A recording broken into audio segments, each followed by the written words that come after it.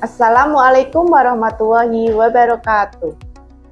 Selamat pagi dan salam sejahtera buat kita semua. Yang saya hormati, Ibu Fasilitator saya, Ibu Erni Kurniawati. Yang saya hormati pula Ibu PP, pendamping praktek kita, yaitu Ibu Dina Rosyada.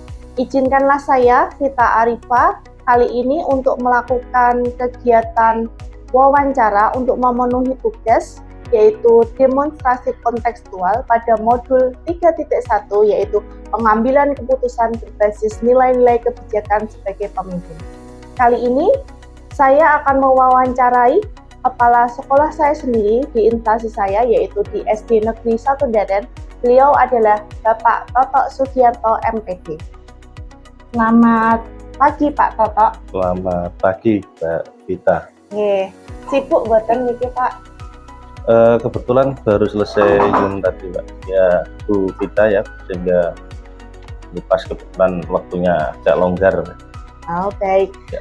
Saya izin ya Pak untuk melakukan kegiatan wawancara dengan Bapak berkaitan dengan kegiatan pengambilan keputusan yang berbasis nilai kebijakan sebagai Anda sebagai pemimpin, gitu ya Bapak? Ya, monggo.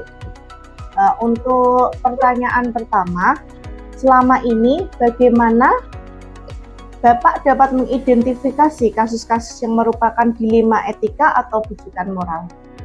Ya, jadi terkait dengan bagaimana cara mengidentifikasi apakah kasus ini tergolong atau kategorisasi maksudnya bujukan moral atau dilema etika, yang pertama yang perlu dipahami adalah pemahaman konsep terkait dengan apa itu dilema etika, apa itu bujukan moral. Ini yang utama. Kalau memang kita awali konsep ini bahwasanya bujukan moral ini adalah sesuatu mungkin benar versus salah, gitu ya. Sedangkan untuk dilema etika ada di mana benar musuh benar, dan tentunya masih terkait dengan nilai-nilai kebajikan universal. Nilai universal sendiri itu nilai-nilai bajikan yang dapat diimplementasikan di seluruh dan bahkan diyakini di seluruh area negara kesatuan kita, yaitu Republik Indonesia. Selanjutnya bahwasanya kalau kita sudah memahami terkait dengan konsep bujukan moral dan dilema etika, tentunya kita harus mengumpulkan fakta-fakta yang ada di lapangan, ya. Kita harus tahu faktanya seperti apa, tidak mendengar dari satu sumber, kita harus mendengarkan dari beberapa sumber dan tahu sendiri fakta yang ada di lapangan, sehingga nanti pada saat kita penentuan pengambilan keputusan tentunya akan lebih objektif. Selanjutnya bahwasanya kita kaitkan suatu masalah ini atau suatu kasus ini kita kaitkan dengan nilai-nilai kebajikan. Tentunya apakah sudah sesuai dengan nilai-nilai yang ada di daerah kita atau belum. Ini kan menjadikan suatu pertimbangan, dan setelah itu baru kita dapat mengkategorisasi apakah ini kasus ini masuk dilema etika atau kasus ini masuk dalam bujukan moral. Setelah kita memahami konsep dasar dan kita kaitkan dengan nilai kebajikan dan kita memahami fakta yang ada di lapangan, seperti itu. Oh baik, terima kasih ya Pak. Berarti untuk mengidentifikasi kasus-kasus itu beberapa langkah ya. Yang pertama tadi memahami konsep dari dilema itu, terus kemudian mengumpulkan fakta-fakta, mengaitkan nilai dan mengkategorikannya. Baru bisa mengkategorisasi apa. Oh iya, terima kasih. Nah selama ini bagaimana menurut Bapak menjalankan pengambilan keputusan di sekolah Bapak, terutama untuk kasus-kasus di mana ada dua kepentingan yang sama-sama benar atau sama-sama yang mengandung nilai kebajikan? Nilai kebajikan ya? Iya, kebajikan ya. Jadi ini kalau kita kategorisasi sudah masuk ke lebih spesifik dari dilema etika, ya, benar versus benar ya. Dan ada dua kepentingan yang sama benar dan sama mengandung nilai kebajikan. Bahasanya dalam pengambilan suatu keputusan ini memang harus berhati-hati, tidak terburu-buru, karena segala sesuatu perlu kepala dingin. Jadi di saat kita situasi baru emosi kita baru tidak stabil, jangan sekali-sekali mengambil keputusan, ataupun bahkan kita di saat sangat senang pun diharapkan jangan mengambil keputusan. Pada saat pengambilan keputusan diharapkan dari suasana hati yang normal-normal saja, tidak ada kondisi emosional yang berlebih, baik itu ke sisi kiri atau ke sisi kanan. Selanjutnya perlu kita pahami terkait dengan konsep ataupun prinsip ataupun paradigma yang ada terkait dengan pengambilan keputusan. Apakah kasus ini nanti terkait dengan kalau kita dalami lebih dalam, apakah ada kepentingan antara individu versus kelompok atau bahkan kelompok kecil dengan kelompok besar ya. Jadi makna dari individu ini bukan berdiri sendiri, ada yang berdiri sendiri individu versus kelompok. Makna yang kedua adalah kelompok kecil versus kelompok besar. Jadi ini yang perlu kita dalami dulu. Yang kedua, kebenaran versus kesetiaan. Jadi kasus-kasus ini kita nilai apakah nanti arahnya ini memang benar secara realnya atau hanya faktor dari kesetiaan saja antara pihak yang terkait. Selanjutnya ada keadilan versus kasihan. Bahwasanya dalam memutuskan suatu permasalahan tentunya rasa adil nanti, sehingga yang kita harapkan mendapatkan keputusan yang bertanggung jawab yang nantinya dapat berdampak positif bagi dua belah pihak, tidak ada rasa keadilannya. Dan selanjutnya adalah jangka pendek versus jangka panjang. Ya, ini perlu dipertimbangkan lagi apakah dalam pengambilan keputusan itu nanti dampak atau impact yang akan ditimbulkan atau tujuan yang akan dicapai ini tujuan jangka panjang atau tujuan jangka pendek. Yang selanjutnya prinsip terkait dengan dalam pengambilan keputusan pada apakah nanti dalam pengambilan keputusan ini kita hanya berdasarkan hasil akhir atau kita berpedoman pada aturan main atau peraturan, dan yang terakhir mungkin ada rasa kepedulian. Gantung ini kadar suatu kasus ini kita lihat satu persatu, harus kita urai secara rinci. Yang selanjutnya tentu kita berpedoman pada kebutuhan terkait dengan skala prioritas, mana yang lebih didahulukan, mana yang lebih urgent. Nah, ini harus kita utamakan pertimbangan ini. Yang selanjutnya terkait dengan dampak atau impact. Karena terkadang seorang pimpinan atau bahkan atasan ini dalam pengambilan suatu keputusan terlewatkan dampak atau impact yang akan ditimbulkan. Bahkan ini dampaknya bukan hanya berdiri sendiri, tapi dampak itu meluas ya, bahkan sampai terdiri dari beberapa unsur yang terlibat yang kena dampaknya, sehingga ini perlu dipertimbangkan matang-matang. Yang terakhir, pastinya setelah kita mengetahui hal-hal yang perlu kita pedomani, tentunya kita harus selalu berkoordinasi dan berkolaborasi dengan warga sekolah, dengan stakeholder yang ada di sektor pendidikan, dengan mungkin pihak dari wali murid, dari komite sekolah, dan unsur-unsur lain yang mungkin terkait dengan suatu permasalahan. Sehingga nanti harapannya akan ketemu solusi yang terbaik dengan keputusan yang dapat bertanggung jawab. Nah, demikian kita. Okay. Berarti dalam menjalankan pengambilan keputusan di sekolah perlu banyak pertimbangan ya Pak. Banyak sekali pertimbangan ya. Dan akan kita pikirkan dampak ke depannya dan juga kita harus bekerja sama, berkolaborasi dengan berbagai pihak ya Pak, terlebih yang Bapak katakan. Untuk selanjutnya Pak, langkah-langkah atau prosedur seperti apa yang biasanya Bapak lakukan selama ini? Ya, untuk langkah-langkah atau prosedur ini kan mungkin setiap masing-masing pimpinan, masing-masing atasan itu mempunyai langkah-langkah menurut pengalaman beliau, menurut keterampilan yang dimiliki seperti itu. Jadi apa yang akan diambil tentunya ada hal-hal yang perlu diperdomani. Ya.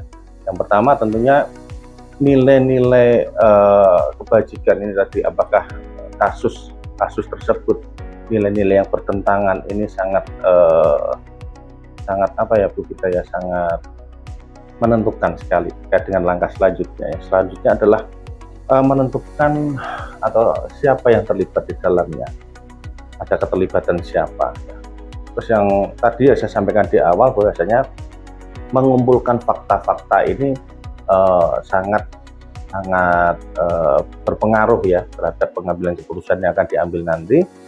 Terus ada paling tidak ada kita yang dinamanya satuan pendidikan formal di bawah naungan daripada Negara Kesatuan Republik Indonesia. Tentunya setiap langkah apapun ada regulasi yang mengatur. Jadi ada uji regulasinya, itu yang penting juga, ada secara hukumnya bagaimana, apakah benar atau salah. Mungkin kita kaitkan lagi mungkin apabila di zaman media era sekarang ini ada publikasi ya, mungkin media-media yang luar biasa ini, misalkan suatu kasus ini nanti viral, apa yang ingin kita dampaknya kan luar biasa, sehingga kita harus bisa mengantisipasi dari awal. Selanjutnya bahwasanya ada prinsip-prinsip tadi yang prinsip berpikir berdasarkan hasil, peraturan, dan rasa peduli ini juga penting.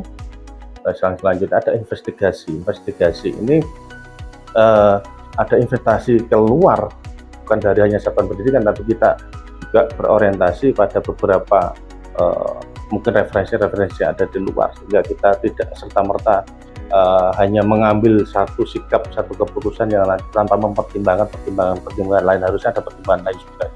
Yang terakhir barulah kita nanti dapat mengambil keputusan yang bertanggung jawab, tentunya nanti akan digunakan dan dilaksanakan di satuan pendidikan ataupun dimanapun yang seorang pimpinan itu akan setelah mengambil keputusan tentunya harus dipertanggungjawabkan sampai kapanpun, sehingga dalam proses perjalannya pengambilan keputusan tentunya ada evaluasi. Evaluasi ini penting karena terkait dengan nanti pengambilan keputusan selanjutnya. Ini akan sangat bermanfaat sekali ya, demi perbaikan ke depannya, seperti itu kita. Oke, baik. Berarti langkah-langkah atau prosedur yang Bapak jalani kurang lebihnya ada 9 langkah itu ya Pak, dalam mengambil suatu keputusan dari mulai nilai kebijakan sampai tadi yaitu merefleksi apa yang sudah diperbuat atau diperbuat dalam pengambilan keputusan pada kasus-kasus dilema itu, etika itu seperti apa? Ya. Oke. Kalau berbicara masalah efektif ini ya secara umum kita bicara karena setiap kasus per kasus ini spesifik ya, tidak bisa digeneralisasikan tergantung kadar permasalahan itu, sehingga paling secara umum saya berbicara di sini untuk hal-hal yang lebih efektif terkait dengan kita, pemahaman kita terkait dengan apa yang disampaikan tadi. Ada paradigma pengambilan keputusan ya, ada individu, apakah ini ada permasalahan atau kepentingan antara kelompok dan individu, kelompok kecil, kelompok besar ya. Terus kesetiaan atau kebenaran lawan kesetiaan, ada keadilan versus kasihan, jangka pendek melawan jangka menengah. Ini kan perlu dipertimbangkan dari awal, sehingga kita tahu nanti porsi yang akan kita ambil akan sesuai dengan sasarannya. Selanjutnya terkait dengan yang penting, yang utama adalah ada uji benar atau salahnya ya, sehingga suatu kasus, suatu permasalahan ini kita uji dulu, kita sandingkan dengan aturan main, kita sandingkan dengan secara hukum, kita sandingkan dengan publik. Misalkan kita memakai beberapa referensi yang ada itu saja, tapi kita di sini memahami, memedomani seperti itu. Jadi apa yang kami gunakan secara efektif seperti itu. Jadi ada yang terakhir uji benar dan salahnya, ini yang penting. Secara hukumnya bagaimana, secara aturan regulasinya bagaimana, misalkan nanti dipublikasikan bagaimana, apakah dapat diterima dari masyarakat umum atau khalayak umum, ini perlu dipertimbangkan masa-masa demikian. Oh iya, berarti yang paling efektif dalam pengambilan keputusan itu melalui beberapa uji ya Pak, yang beberapa uji yang terakhir ada tambahan lagi, mungkin ada juga terkait dengan komunikasi, koordinasi, dan kolaborasi yang utama. Okay. Jadi kita perlu juga kolaborasi dan koordinasi dengan warga sekolah nih Pak untuk mengambil sebuah keputusan. Baik. Kemudian hal-hal apa saja yang selama ini merupakan tantangan dalam pengambilan keputusan pada kasus-kasus dilema etika yang telah terjadi? Tantangannya. Kalau berbicara tantangan ini maknanya sangat dalam untuk kita ya. Tantangan ini coba kita menempatkan suatu keputusan ini kepada kedua belah pihak. Apakah kedua belah pihak ini nanti bisa saling terpuaskan, atau yang satu mungkin ada unsur kekecewaan, ini yang perlu kita pertimbangkan. Jadi yang pertama, tantangan yang kami sebutnya adalah tingkat kepuasan ya. Tingkat kepuasan dari kedua belah pihak, atau yang mungkin dari yang si terlibat, pihak-pihak terlibat, tentunya terkait dengan pengambilan keputusan itu nantinya apakah nanti dapat sama-sama menguntungkan atau ada yang dirugikan. Ini yang penting ya, tingkat kepuasan ini memang harus dijaga, dipertimbangkan dengan baik-baik, sehingga tidak ada yang dirugikan. Selanjutnya terkait dengan waktu, tadi saya di awal sudah berbicara terkait dengan momentum pengambilan keputusan ini tentunya tidak buru-buru. Yang kedua terkait dengan tidak dalam situasi emosi yang mungkin berlebih. Dalam arti berlebih itu bisa ke kiri, bisa ke kanan, bisa terlalu senang, bisa pada saat marah. Ini diupayakan untuk pengambilan keputusan jangan sampai pada situasi itu ya, pada situasi yang normal. Selanjutnya untuk mencapai keputusan yang bertanggung jawab, tentunya ada urutannya, yaitu ada permasalahan atau problemnya, terus opsinya seperti apa, opsinya, terus outcome-nya bagaimana, keluarnya bagaimana, keluarannya bagaimana, terus ada choice, pilihan-pilihan yang ingin diambil seperti apa. Ini ada urutan-urutan yang perlu kita pedomani terkait dengan penemuan tadi fakta-fakta yang ada di lapangan. Memang sekali lagi untuk koordinasi, kolaborasi, dan keterlibatan berbagai pihak ini penting sekali terkait dengan pengambilan keputusan juga. Ternyata banyak sekali ya Pak tantangan dalam sebuah pengambilan keputusan yang luar biasa tadi, tantangan di lapangan. Kemudian Pak, apakah Bapak memiliki sebuah jadwal tertentu dalam sebuah penyelesaian kasus dilema etika? Apa ada tempat tertentu dalam menyelesaikannya, atau memiliki sebuah jadwal untuk menyelesaikannya, bentuk atau prosedur yang apa yang Anda jalankan? Iya. Pak? Jadi terkait dengan jadwal atau waktu khusus, kelihatannya kita harus meninjau kembali bahwasanya kadar permasalahannya, tingkat kompleksitas permasalahan itu yang penting. Terus yang utama tadi sudah kami sebutkan di awal bahwasanya kita tidak perlu buru-buru dalam pengambilan suatu keputusan. Kita harus mulai dari tahapan-tahapan awal sampai tahapan-tahapan akhir, bahkan sampai evaluasi tadi sudah kami jelaskan di awal. Bahwasanya dampak ini yang penting kita pikirkan, bagaimana impact atau dampak ke depan yang ditimbulkan setelah kita mengambil suatu keputusan. Ini yang terkadang terlewatkan kita. Kadang hanya beberapa kepentingan, karena ada unsur kepentingan keputusan diambil sehingga tidak memperhatikan suatu dampak. Nah, ini yang akan bahaya ke depannya, sehingga perlu dilihat lagi itu kita ya. Jadi terkadang kadar permasalahan ini menentukan apakah permasalahan ini kompleks atau sederhana. Kalau mungkin kompleks kan butuh beberapa waktu, beberapa proses yang harus dilalui, karena dalam kehati-hatian pengambilan keputusan tadi sehingga dampak itu kan adalah dampak yang baik bagi semuanya. Saja mungkin kalau kadarnya agak sederhana, mungkin ya dalam rentang waktu singkat, tentunya membutuhkan waktu yang lebih singkat dalam bisa mengambil suatu keputusan. Jadi dilihat kadarnya, tingkat kompleksitas permasalahan itu yang perlu dilihat. Jadi tidak perlu ada penjadwalan secara khusus. Jadi lihat permasalahan, kadar permasalahan itu. Okay. Baik, berarti dilihat dulu ya Pak, kadar permasalahan tingkatnya itu bagaimana, kemudian dampak ke depannya juga seperti apa. Okay. Baik, untuk selanjutnya adakah seseorang atau faktor-faktor apa yang selama ini mempermudah atau membantu Anda dalam pengambilan keputusan dalam kasus-kasus dilema etika? Ya, menurut pengalaman yang sudah berjalan ya, karena tentunya kita berjalan di sini tidak mungkin berdiri sendiri ya, semuanya tentu ada faktor-faktor pendukung, faktor-faktor yang ikut mempermudah, membantu dalam suatu proses. Yang pertama terkait dengan ini mungkin dari intern kita sendiri, terkait dengan teman sejawat, teman dari rekan-rekan kita yang ada di satuan pendidikan, masuk stakeholder, masuk orang tua wali, masuk komite, dan unsur-unsur yang terkait di dalamnya. Ini yang memang sedikit banyak memang ada kontribusi yang positif ya terkait dengan pengambilan atau dalam rangka pengambilan keputusan. Selanjutnya tentunya ada beberapa hal yang perlu diperdomani terkait dengan bagaimana kita tadi disebutkan bagaimana cara mengambil keputusan secara efektif. Ini salah satunya juga itu ada unsur koordinasi, kolaborasi, dan seperti kita ada diskusi juga ya dengan beberapa unsur. Ya, sebelum kita mengambil keputusan memang kita perlu cermat, perlu hati-hatian supaya tidak menimbulkan suatu masalah di kemudian hari. Demikian kita. Faktor-faktor pendukungnya teman sejawat ya Pak, terus kemudian intern dari orang tua, wali, guru, sampai komputer. Ya, kita berkoordinasi, kolaborasi bersama dengan mengambil keputusan secara cermat, gitu ya Bapak.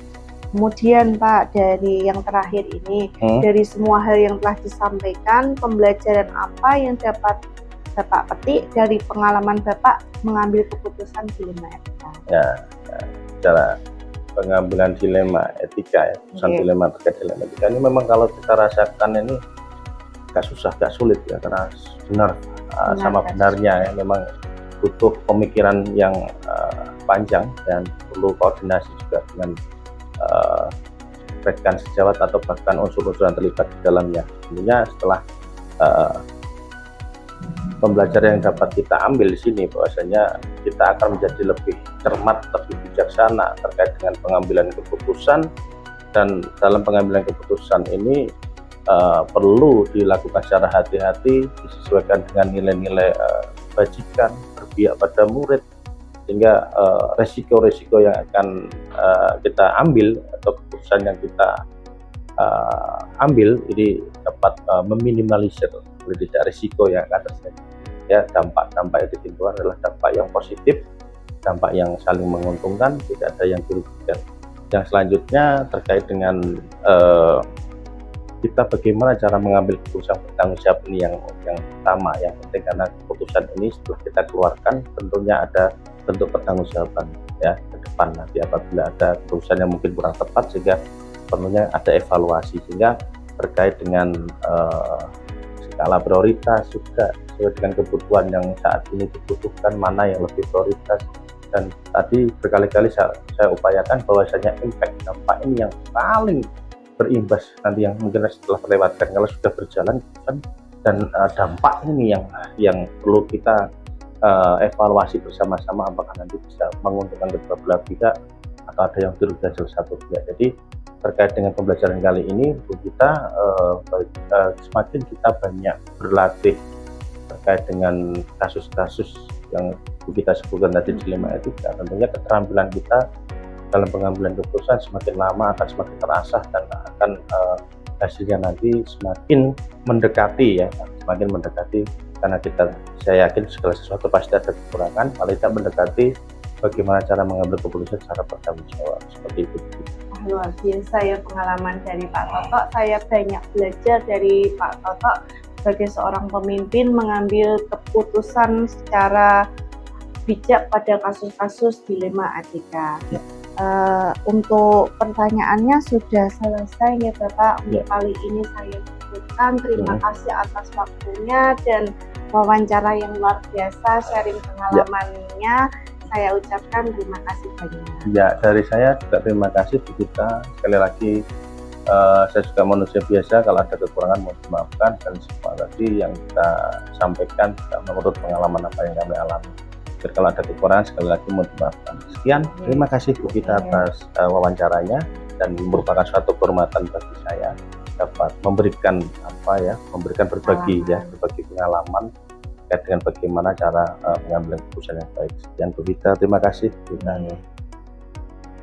Demikian hasil wawancara saya dengan kepala sekolah saya di SD Negeri 1 Deren ya, dengan Bapak Toto Sugiarto. Sekian, saya akhiri. Wassalamualaikum warahmatullahi wabarakatuh.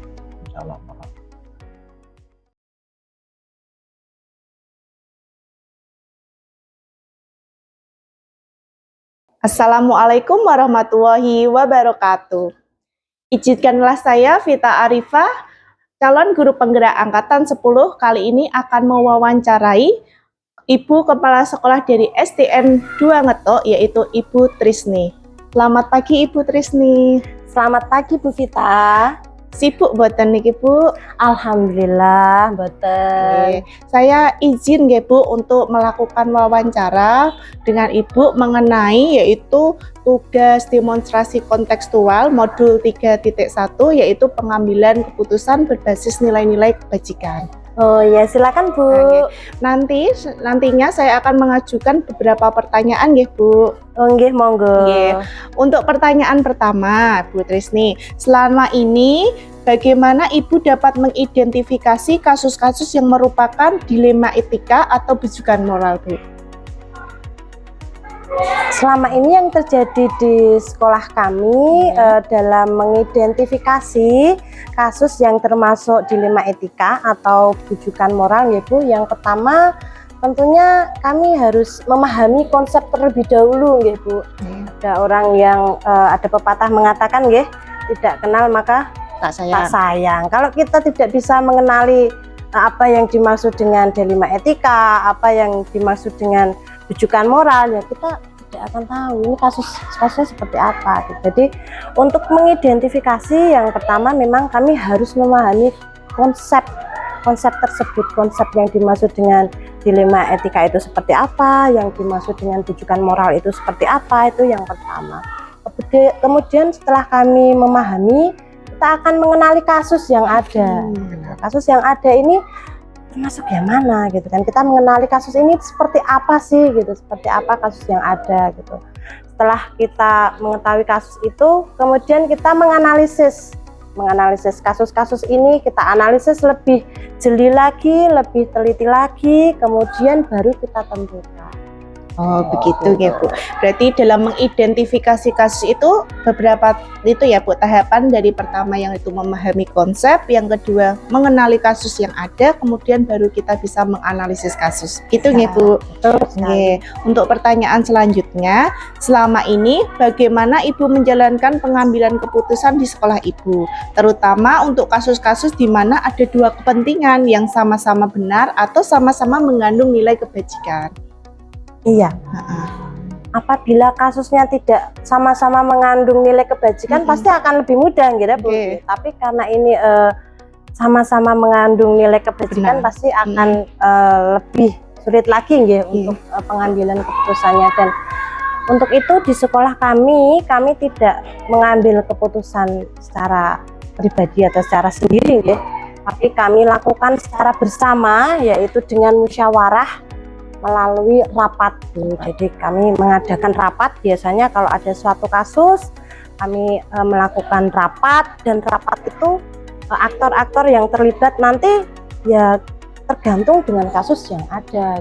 Kalau kasus yang ada itu membutuhkan faktor yang terlibat, aktor yang terlibat tadi itu adalah cukup kepala sekolah dan dewan guru, maka kami akan melakukan rapat antara kepala sekolah dan dewan guru. Apabila kasusnya tadi lebih besar lagi, membutuhkan adanya komite sekolah, membutuhkan adanya wali murid, maka kami juga mengundang komite sekolah dan juga wali murid untuk menghadiri rapat untuk pengambilan keputusan tersebut. Oh gitu. Begitu ya Bu. Berarti dalam pengambilan keputusan di sekolah tadi dengan cara bermusyawarah ya, tergantung dari kasusnya apa, nanti dipanggil aktor-aktor yang terlibat. Gitu ya Bu. Untuk pertanyaan selanjutnya, yaitu langkah-langkah atau prosedur seperti apa yang biasanya Ibu lakukan selama ini dalam pengambilan keputusan? Dalam pengambilan keputusan. Jadi dalam mengambil keputusan ada beberapa langkah yang dilakukan oleh SD kami, yaitu yang pertama tentunya kami mengidentifikasi ya kasus yang ada terlebih dahulu. Setelah kami identifikasi, kemudian kami menentukan aktor-aktor yang terlibat dalam kasus tersebut. Kemudian yang ketiga, kami akan mengumpulkan data ya untuk mencari kebenaran atau mencari fakta yang ada tentang kasus tersebut. Kemudian yang keempat, baru kita melakukan rencana pengambilan keputusan dengan mempertimbangkan pertimbangan yang ada. Nah, dalam pertimbangan ini ada dua yang kami pertimbangkan, yaitu keputusan nanti yang diambil itu harus menghasilkan hasil akhir yang baik dan tidak bertentangan dengan peraturan yang ada, gitu ya. Jadi pertimbangan itu yang kami harus lakukan dengan tepat, ya. Kemudian kalau itu sudah ada alternatif hasil keputusan nanti yang akan diambil, kita sudah mendapatkan gitu, baru kita lakukan pengambilan keputusan melalui musyawarah dengan rapat tadi. Kalau sudah ditentukan hasil keputusannya, baru langkah yang keenam, kita mengkaji kembali keputusan yang ada tersebut. Apakah benar-benar keputusan yang sudah diambil ini bisa dilaksanakan ya, benar-benar tidak bertentangan dengan peraturan. Kalau memang benar-benar tidak bertentangan dengan peraturan dan menghasilkan hasil akhir yang baik, ya akan kami laksanakan di langkah yang ketujuh. Begitu ya Bu. Cuma Iya. lumayan cukup panjang ya Bu langkah-langkahnya dalam mengambil suatu keputusan. Iya, betul. Mulai Iya. dari kita harus jeli mengidentifikasi masalah, Iya. menentukan aktor-aktor yang terlibat, sampai Betul. tadi mengkaji ulang ya, Iya. permasalahan-permasalahan yang mengambilan keputusan itu sudah benar atau tidak. Iya. Oke, gitu ya Bu. Oke. Untuk pertanyaan selanjutnya yaitu hal-hal apa saja yang selama ini Ibu anggap efektif dalam pengambilan keputusan pada kasus-kasus dilema etika? Hal-hal yang menurut saya efektif dalam pengambilan keputusan, yaitu yang pertama yaitu tadi dilaksanakan dengan cara musyawarah ya, melalui rapat, dan juga yang kedua yaitu hasil putusan itu tidak boleh berbenturan dengan peraturan yang ada dan harus menghasilkan hasil akhir yang baik. Dua hal itu yang menurut saya efektif dalam pengambilan keputusan di sekolah kami. Berarti begini ya Bu, melalui musyawarah Ya. yang nanti hasil kita mementingkan hasil akhir yang tidak Iya. berbenturan dengan aturan Iya. yang ada. Oh, nggih. Kemudian Bu, untuk pertanyaan selanjutnya, hal-hal apa saja yang selama ini merupakan tantangan dalam pengambilan keputusan pada kasus dilema etika ini? Yang merupakan tantangan Nggih. ya dalam tadi pengambilan keputusan pada kasus-kasus dilema etika, Nggih. yaitu kadang itu kita yang pertama itu dalam menentukan kasus ini tuh masuk dalam kasus dilema etika nggih, dilema etika atau ini masuk dalam apa itu kita pertama itu ya. Kemudian yang kedua itu dalam pengambilan keputusan. Karena pengambilan keputusan di sekolah kami kan melalui musyawarah dan rapat, itu dalam mengumpulkan aktor yang terlibat dalam rapat tersebut gitu. Itu kadang kami berhambatan dalam menentukan waktunya, dalam mengundang aktor yang terlibat gitu. Tapi selama ini alhamdulillah bisa berjalan ya, tidak ada hambatan yang begitu berat ya. Sekali dua kali kalau misalkan rencananya kita mengundang di hari Senin misalkan tidak bisa, tapi misalkan molor ya atau mundur di hari Jumat, itu kan wajar nggih. Jadi tapi tidak begitu berat yang sampai berbulan-bulan kemudian tidak bisa hadir, tidak. Alhamdulillah, karena kami juga ada rapat rutin ya di SD kami, ada rapat rutin apabila memang tidak bisa kita mengundang misalkan aktor yang terlibat itu secara cepat misalkan gitu, maka akan ada rapat yang bulanan tadi. Jadi bisa diselesaikan di rapat bulanan tadi. Berarti untuk tantangan dalam pengambilan keputusan pada kasus dilema itu tentang waktu ya Bu, Iya, dalam waktu. memanggil aktor-aktor untuk Iya. musyawarah bersama untuk pengambilan Iya. keputusan dalam dilema etika ini. Oke, untuk selanjutnya, apakah Ibu memiliki sebuah jadwal tertentu dalam sebuah penyelesaian kasus dilema etika ini? Kalau jadwal pastinya tidak ada, nggih. Jadi kami kalau menyelesaikan kasus itu kami akan selesaikan berdasarkan tingkat seberapa penting kasus tersebut gitu. Apabila memang sangat penting ya akan kami selesaikan dengan cepat. Apabila tidak begitu penting maka nanti akan kami bahas, kami putuskan di rapat bulanan yang ada di SD kami. Berarti kalau penting langsung menyelesaikan di tempat itu Ya, ya Bu. Kalau tidak nanti kita bisa bahas di rapat bulanan Ya, gitu ya Bu. Untuk bentuk atau prosedurnya seperti apa ya Bu yang dijalankan? Yang dijalankan untuk prosedur pengambilan keputusan tadi nggih.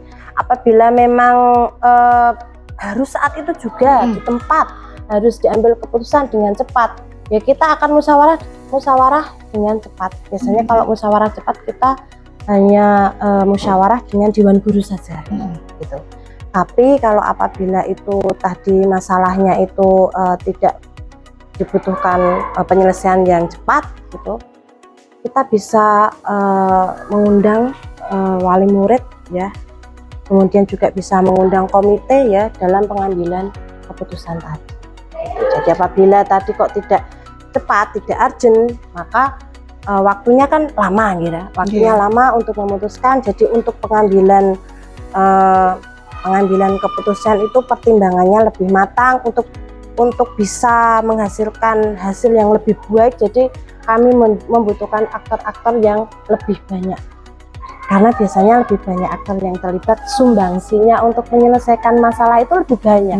Alternatif untuk pengambilan keputusan itu lebih banyak. Jadi pilihan-pilihan, oh ya pilihan ini itu lebih banyak. Seperti itu. Oh, berarti dilihat dulu ya Bu, Ya. kasusnya seperti apa, urgent apa tidak, prosedurnya tergantung dari kasus tersebut. Ya. Untuk selanjutnya, adakah seseorang atau faktor-faktor yang selama ini mempermudah atau membantu Ibu dalam pengambilan keputusan dalam kasus-kasus dilema etika?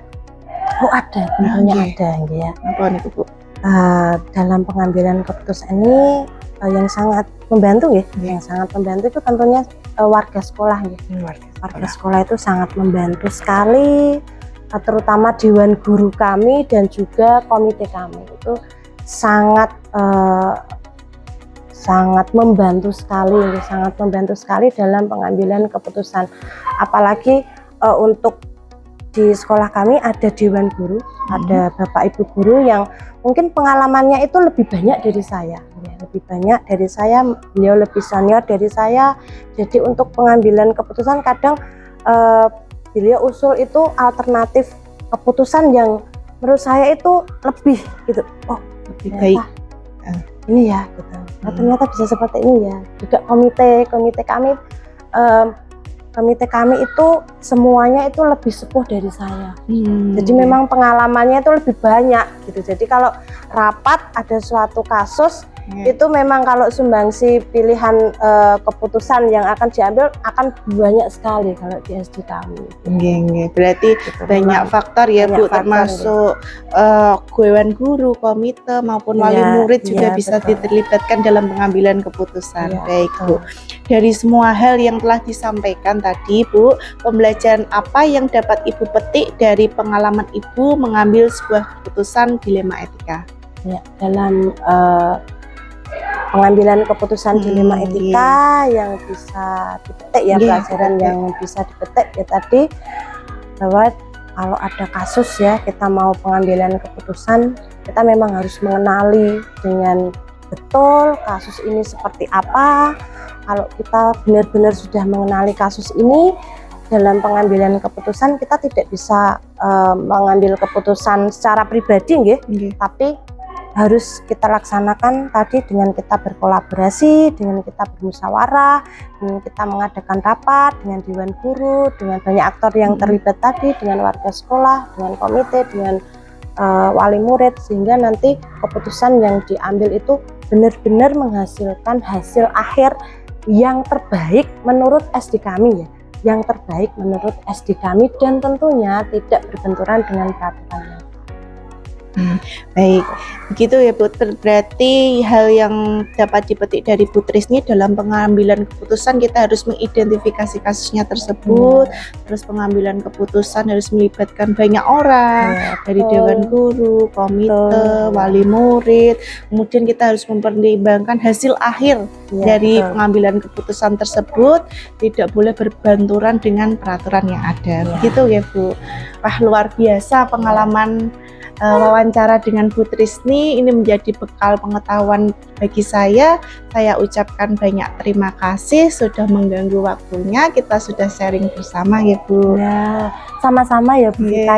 Saya juga belajar dari Ibu. Terima kasih. Sekian saya akhiri. Wassalamualaikum warahmatullahi wabarakatuh. Waalaikumsalam warahmatullahi wabarakatuh.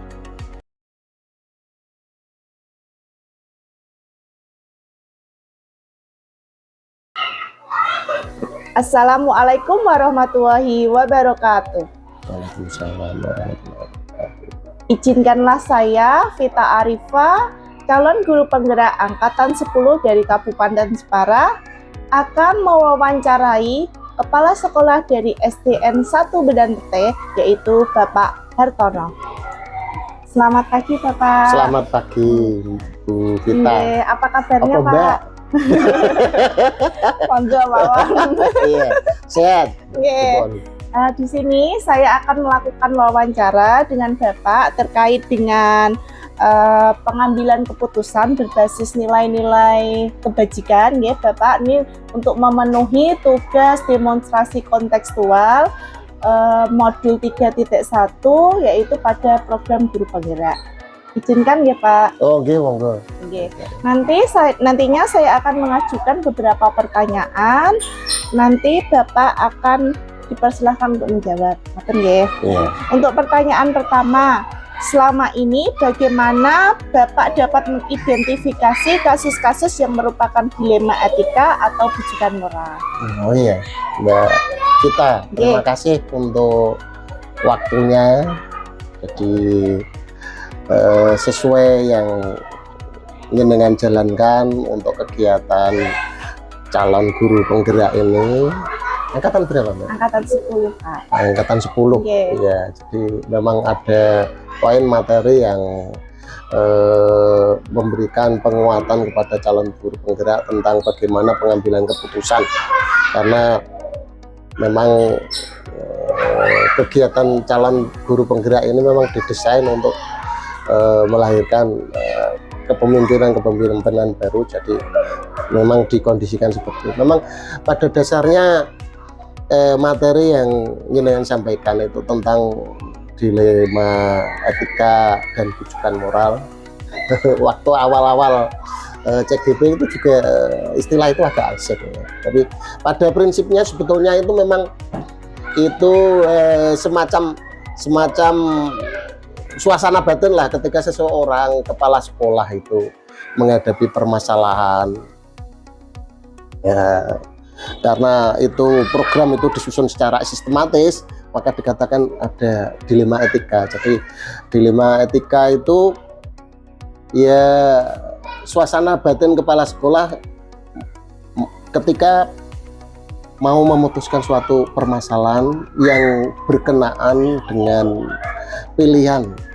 dua pilihan, di mana itu kedua-duanya itu merupakan sebuah kebenaran.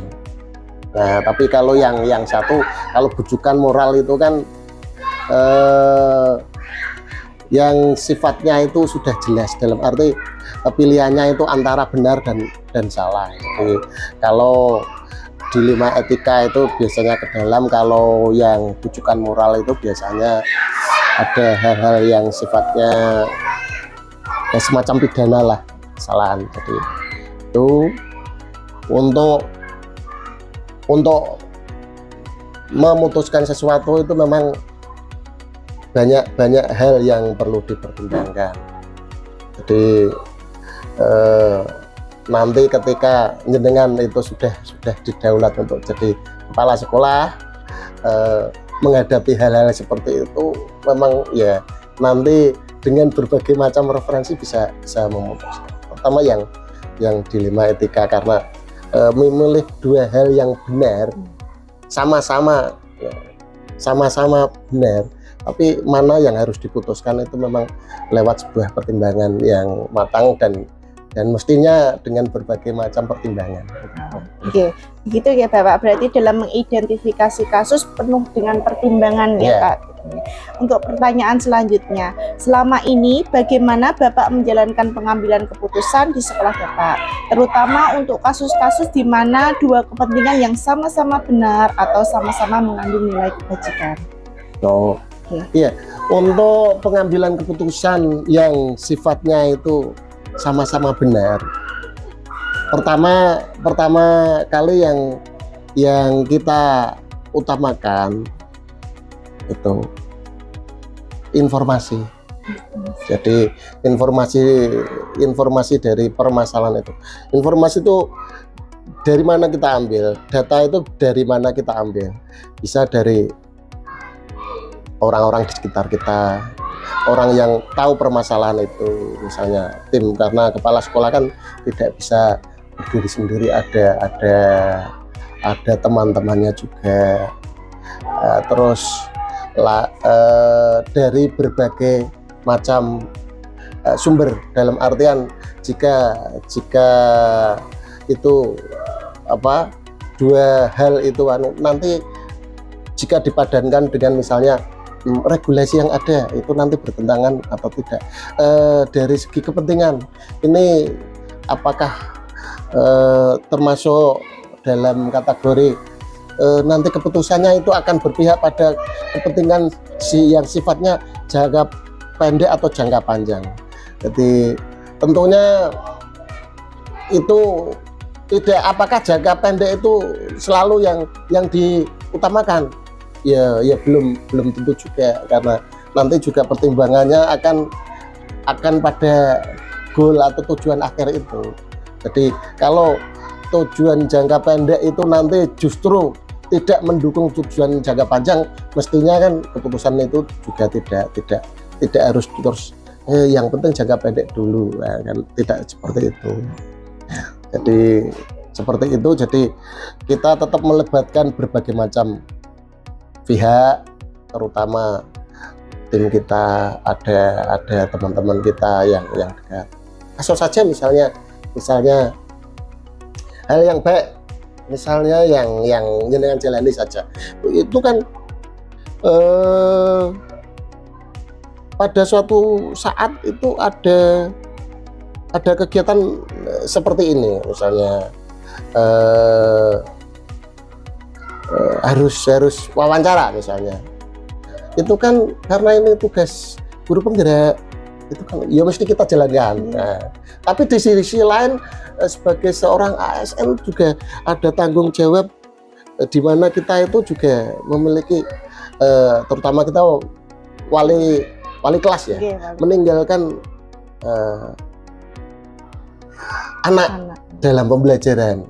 Itu kan dua hal yang sama-sama. Di sisi lain kita betul menjalankan, kita memang tugas negara juga sebagai bergerak kita menjalankan tugas itu. Di sisi lain kita juga berkewajiban untuk mencerdaskan anak didik kita di kelas. Nah itu nanti bisa dari berbagai macam sektor atau teman kita itu kita bisa berkomunikasi. Misalnya kebetulan saya dihubungi oleh kepala sekolah jenengan, ada keberatan, terus didiskusikan, kita bisa ngatur. Nanti keputusannya gimana? Misalnya diambil jam, pas Pak hari ini jam agama, nanti nanti solusi itu dari berbagai macam sumber itu nanti bisa kita putuskan hal yang terbaik. Ya, terima kasih ya Bapak. Berarti kita mempertimbangkan dulu ya dari beberapa pihak mana diputuskan yang terbaik dari sama-sama benar itu. Untuk selanjutnya langkah-langkah atau prosedur seperti apa yang biasa Bapak lakukan selama ini? Langkah-langkahnya. Ya biasanya permasalahan itu sebaiknya memang setelah ada muncul permasalahan yang ada, sebaiknya memang segera diselesaikan. Tapi penyelesaian itu tidak bisa kita terus serta-merta terburu-buru, karena seperti memadamkan api terus harus selesai. Tapi karena ini bukan hal seperti itu, maka kita tetap yang utama mengidentifikasi permasalahan itu. Nanti diidentifikasi permasalahannya itu apa, terus hal-hal apa yang kira-kira mendasari permasalahan itu, terus hal-hal negatif apa yang diakibatkan oleh permasalahan itu, terus jika ada hal lain, misalnya itu kan istilahnya dilema itu kan dua hal, yang ini pertimbangannya, hal baik apa pertimbangan itu. Terus kita mencoba untuk memadukan dengan informasi yang ada, kita berdayakan sumber daya yang ada. Misalnya kita punya dari guru yang pada bidang kurikulum, siswaan dan lain sebagainya, itu yang masing-masing itu punya pengalaman pada bidangnya masing-masing. Nah, kita konfirmasi pada beliau-beliaunya atau kita ajak bicara dengan beliau-beliaunya tentang hal tersebut, terus sebagai masukan itu bisa bisa jadi hal nanti yang mendorong untuk lahirnya sebuah keputusan, tapi bisa jadi itu juga jadi bahan pertimbangan untuk tidak memutuskan suatu hal, dan arti kita masuk ke pilihan yang lain. Terus kita selalu mempertimbangkan apakah keputusan itu akan berdampak pada hal-hal yang akan kita capai ke depan dalam jangka panjang. Apakah keputusan itu mempunyai efek lingkungan? Apakah keputusan itu nanti bisa diterima oleh semua pihak? Itu selalu jadi bahan pertimbangan. Gitu ya Bapak. Ya. Berarti dari mengidentifikasi, memadukan informasi dari fakta-fakta yang ada, kemudian dipertimbangkan lagi ya Pak, putusan itu baik atau tidak dalam jangka ke depannya. Oke, baik. Bagus ya Bapak. Terus kemudian hal-hal apa saja yang selama ini Bapak anggap efektif dalam pengambilan keputusan pada kasus-kasus dilema etika yang paling efektif? Iya, paling efektif. Memang itu teamwork. Jadi kita selalu melaksanakan itu. Jadi dalam pengambilan keputusan itu kerjasama tim itu penting. Terus dalam hidup itu kan ada sesuatu yang kadang-kadang sifatnya itu berulang, seperti matahari pagi muncul setiap pagi. Kasus-kasus juga seperti itu, walaupun beda tempat, beda suasana itu kadang-kadang. Nah makanya itu perlu adanya yang terakhir, refleksi itu, refleksi dari setiap keputusan itu. Setelah keputusan itu dijalankan, kita lihat efektivitas keputusan itu, terus itu jadi bahan evaluasi nanti jika ada hal-hal yang sifatnya itu nanti persoalan baru yang sejenis. Jadi kita gunakan itu sebagai bahan pertimbangan, karena setelah dulu memutuskan ini kok hasilnya kurang maksimal. Dari berbagai macam pertimbangan dan saran teman-teman, kelihatannya opsi ini mungkin lebih patut kita coba lagi dan kita terapkan gitu. Berarti kerjasama tim ya Pak, dari beberapa teman-teman, dari pihak guru, dan juga kita merefleksikan sendiri. Nah, nanti ada beberapa kasus yang mungkin sama, kita tekankan lagi begitu nih. Untuk selanjutnya, hal-hal apa saja yang selama ini merupakan tantangan dalam pengambilan keputusan pada kasus dilema etika? Tantangannya Pak? Iya, kadang-kadang yang namanya dalam bekerja itu kan kita itu berhubungan dengan manusia. Jadi manusia itu ibaratnya itu kita misalnya kita pura-pura suka saja pada seseorang lawan jenis itu, pura-pura suka itu nanti bisa jadi itu betul-betul suka kan gitu. Itulah manusia, uniknya manusia kan seperti itu. Jadi kadang-kadang hubungan antar personal itu yang sifatnya kadang-kadang itu melemahkan rambu-rambu kita. Memang misalnya aturannya ini hal ini sebetulnya tidak boleh, tapi karena ada perasaan kasihan, ada perasaan kedekatan, ada perasaan balas budi dan lain sebagainya, itu kadang-kadang itu yang agak berat. Tapi selama kita itu menyandarkan pada hal-hal yang mana itu, yang pertama, apakah ada aturan yang ditabrak, terus apakah itu keputusan itu akan merugikan kepentingan umum, apakah keputusan itu nanti bisa diterima oleh semua pihak, itu nanti kita tetap bisa berjalan di koridornya. Jadi memang yang paling berat itu urusan hati. Kalau sudah ada hubungan personal, kedekatan, apalagi nuwun sewu kadang-kadang di tradisi kita itu kan terutama pekewo dengan yang lebih senior, lebih sepuh, misalnya ada hal yang kurang, kita itu misalnya harus meluruskan terus mengatakan ini yang benar, ini itu kadang-kadang orang kawetu. Jadi memang itu, tapi selama kita itu pijakannya itu dan kita mencoba untuk memberikan wawasan, kita melakukan itu bukan karena kita itu tidak hormat atau apa, tapi didasarkan oleh pertimbangan ini. Saya pikir semua manusia kalau masih ada pertimbangan rasional tetap nanti bisa jalan. Ya, berarti Itu bisa tantangan dalam pengambilan keputusan yaitu hubungan antar personal ya, Bu Pak Niko. Tradisi dan lain sebagainya. Nah, terus untuk pertanyaan selanjutnya, apakah Bapak memiliki sebuah jadwal tertentu dalam penyelesaian kasus dilema etika? Apakah ada langsung menyelesaikan di tempat atau memiliki jadwal khusus, Pak? Ya, kalau jadwal khusus tidak ya, cuma biasanya kita kan sering ada ketemuan rapat, kita membuka permasalahan itu ada, itu permasalahan sebetulnya itu kan memang ya setiap waktu itu ada, karena yang namanya masalah itu kan jarak antara harapan dan kenyataan kan itu. Jadi karena itu kadang-kadang kita itu muncul permasalahan itu bisa disampaikan atau kita tahu itu ketika ada suasana rapat dimunculkan.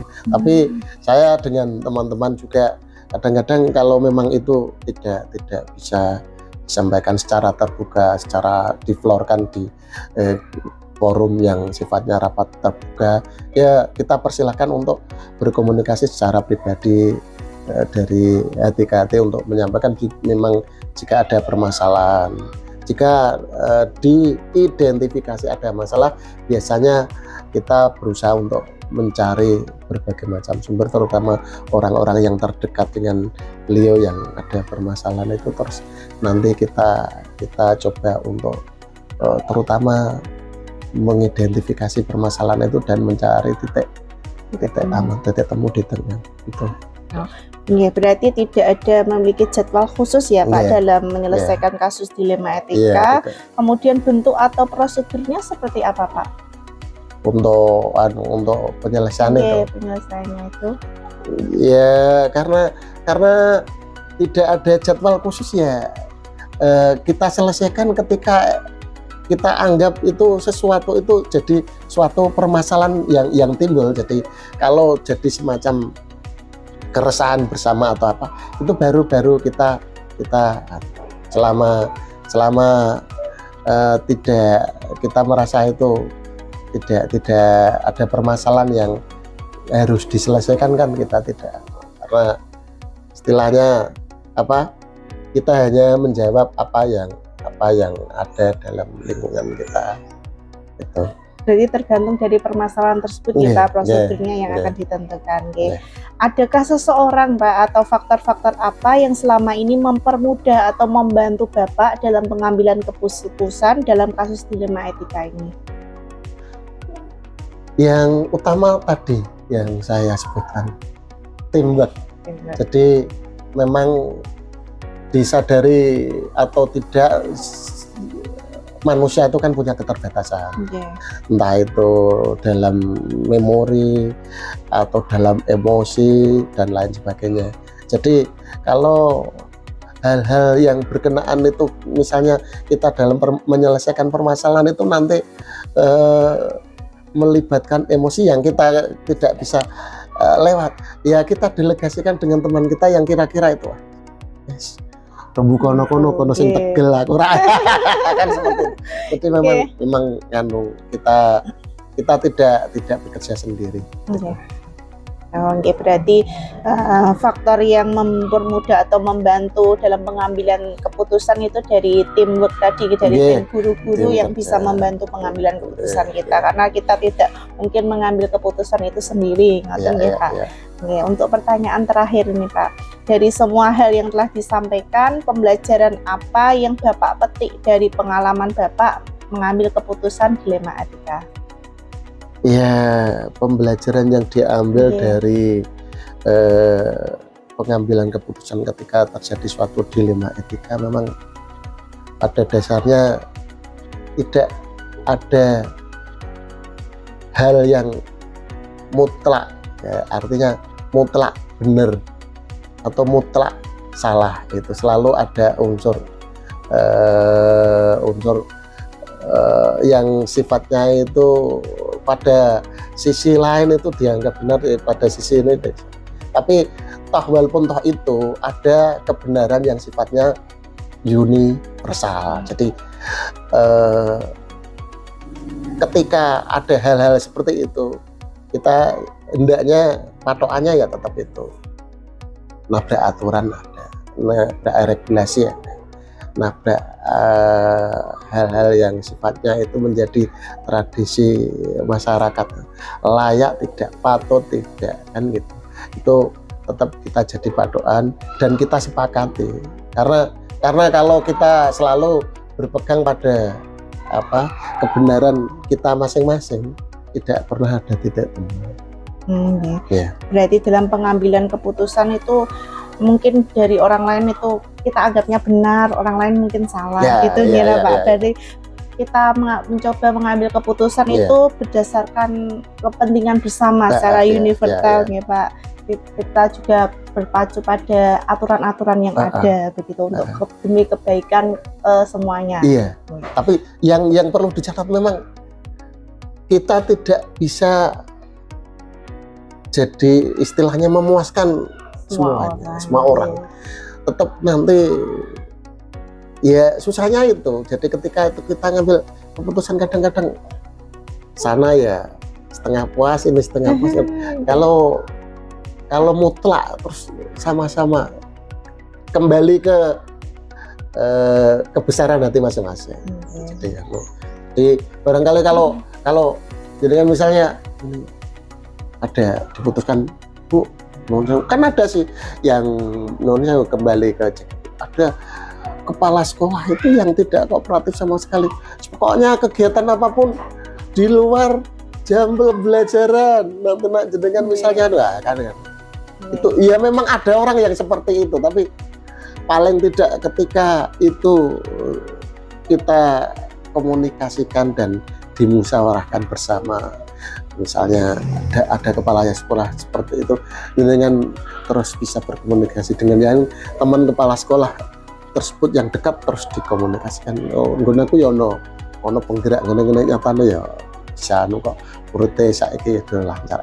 Dengan memberikan masukan itu nanti tetap ada solusi lah.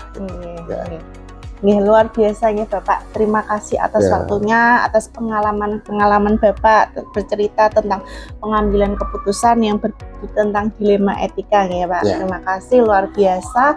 Sekian dari wawancara saya cukupkan. Terima kasih, saya akhiri. Wassalamualaikum warahmatullahi wabarakatuh. Waalaikumsalam warahmatullahi wabarakatuh. Terima kasih. Terima kasih Pak.